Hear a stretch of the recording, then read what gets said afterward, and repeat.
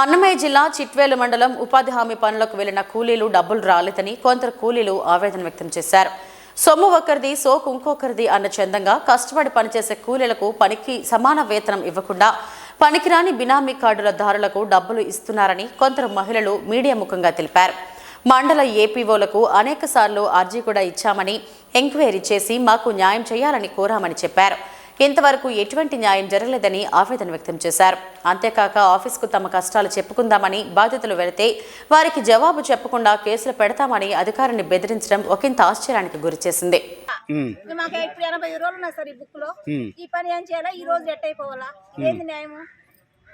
సరే నెక్స్ట్ మా మీరు ఇంకోనమ్మా ఉపాధి హామీ పని ప్రతిరోజు వెళ్తా ఉన్నాం సార్. కానీ రాని వాళ్ళ ఇంట్లో ఉండే వాళ్ళకు ఇంట్లోనే పెట్టేసి అవసరమైన సంతకాలు పెట్టేసి మేము చేసిన కష్టాన్ని ఫలితాన్ని వాళ్ళకు దారబోస్తున్నాము. అందుకనేసి ఇప్పుడు 10 నెలల నుంచి మానేయడం జరిగింది. ఇప్పుడు సమస్య తీరినాక ఎక్కడ పనికి వెళ్ళొద్దు, మనం ఎందుకు కష్టపడి వాళ్ళని ఇంట్లో కూర్చోబెట్టి వాళ్ళకి డబ్బులు ఇవ్వాలి అనేసి ఇప్పుడు పనికి వెళ్ళడం మానేసాం సార్. మేము ఇది ఏదో ఒకటి న్యాయం చేయాలి. అప్పీల్ అసిస్టెంట్ అయితే మాకు వద్దు, వేరే వాళ్ళు ఎవరినైనా పెట్టండి. వాళ్ళని మీరు మండల స్థాయి ఏపీఓ మేడం గారికి మీరు వినతులు సమర్పించారు, ఫిర్యాదు చేయడం జరిగింది. వాళ్ళు వస్తున్నారే గానీ యాక్షన్ తీసుకుంటాం, చూస్తాం, పెడతాం అంటున్నారే గానీ అసలు ఏది యాక్షన్ తీసుకోలేదు. కలెక్టర్ ఆఫీస్ దగ్గర కూడా వెళ్ళాము, అక్కడ కూడా అనేక సార్లు పిటిషన్ ఇచ్చాము. ఏ యాక్షన్ తీసుకోలేదు సార్. చేస్తున్నాం వస్తారు, చూస్తారు, అది ఎట్లా చేసుకుంటున్నారో వాళ్ళు లోగా మాట్లాడుకుని మనకు తెలీదు. అవైతే జరగడం లేదు, మాకైతే ఏ పరిష్కారం అయితే లేదు, చేయలేదు. మీరు 3 రోజులు మాస్టర్ ఏమో రాయలా, మళ్ళీ వాళ్ళు ఇంట్లో ఉండే వాళ్ళకు 5,000 10,000 వేస్తున్నారు. పని చేసిన వాళ్ళకేమో 50 రూపాయలు రోజుకు పడుతుంది, వాళ్ళకేమో 150 200 పడుతుంది. మాస్టర్ కూడా ఇవ్వకుండా సంతకాలు పెట్టుకోకుండా నిన్న గ్రామ సభ అని చెప్పి వాళ్ళు 5 లొడలు చెప్పి ఏం మా గ్రామ సభ అంటే మేమందరికీ చెప్పినాము, ఎవరు రాలేదంట. ఇంటింటికి ఆర్డీ అనేది ఒక్కరికి రాలా. ఆర్డీకి సంబంధమే వచ్చి ఊర్లో ఇన్కోర్ చేయాలి ఆ పాప. డబ్బులేమో మాకు ఊర్లో పని రాని వాళ్ళకైతే 200 300 వేసింది, మాకేమో పని చేసిన వరకు రూపాయి రాలా. అదే సార్, లాస్ట్ టైం అంటే అమృత సరోవర్ అనే పనికి అయితే మేము వెళ్ళాము.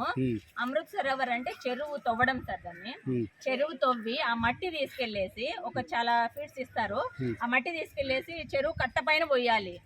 ఆ కట్ట పైన చాలా కష్టమైన వర్క్. అంటే ఈ ఉపాధి హామీ పని లేక అదే సార్ మెయిన్.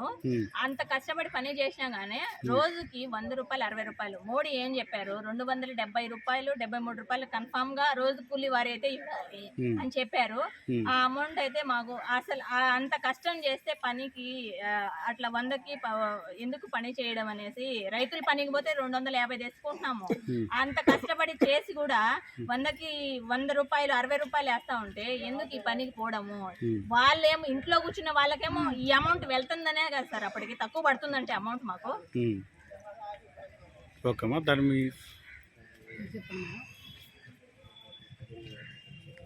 కోడూరు నియోజకవర్గం ఇన్ఛార్జి, నా పేరు గోసలదేవి. చిట్టివేలు మండలంలో పోలేపల్లిలో ఇంత దారుణం అనేది ఫస్ట్ ఇక్కడే చూస్తున్నాను నేను. ఎందుకంటే రాష్ట్ర వ్యాప్తంగా కూడా ఈ చిట్టివేలు మండలంలో పోలేపల్లి అనేది ఇంత దారుణం అంటే ఇంకొకటి లేదు.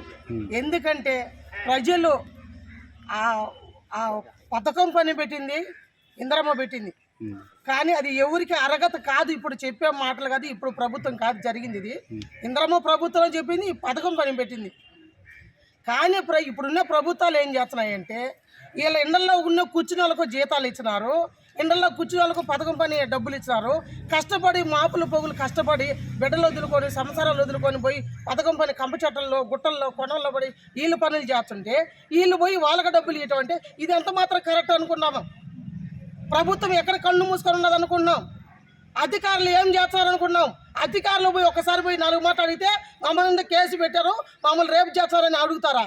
ఎంత సిగ్గుచేట ఇది, ఎంత సిగ్గుచేట అసలు చెప్పొచ్చునా ఈ మాదిరిగా? అసలు ఎట్టొచ్చి ముందుకు చెప్తావు? నేను సాటి ఆడకూతున్నా.